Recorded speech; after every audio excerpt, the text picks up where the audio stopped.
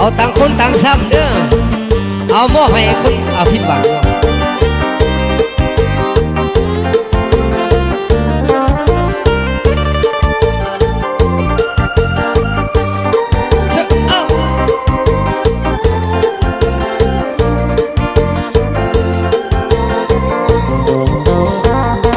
มีแฟนสองคน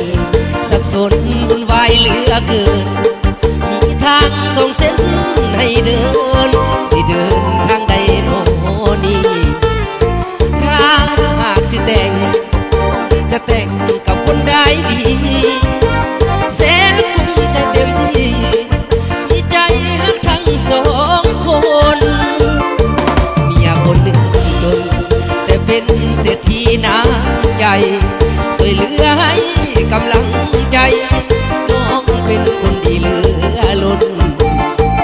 ส่วนคนที่สองคุ้มเงินก็ให้ขัดสน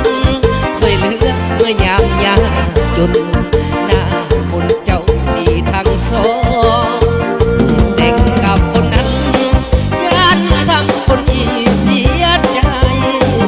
ต้องตัดสินใจอำลาลานางทั้งสองต่างคนต่างซ้ำหยุดที่ทำแล้วนะเนื้อทองผมหาเคยมีต่อน้องให้นานถือเป็นความฝันโอ้ยคำลาลานางลาแฟนสองคนขอลาเด้อหน้ามนศาสตร์หน้าจึงค่อยพบกันคิดเห็นยามใดให้ห้องให้เศร้าจาวันอวยพรให้สองคนนั้นได้เป็นที่ดีกว่าอาย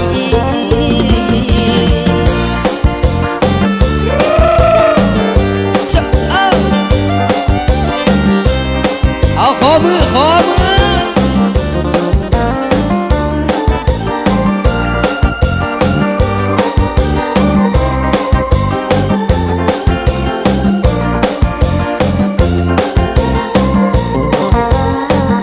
แต่งกับคนนั้น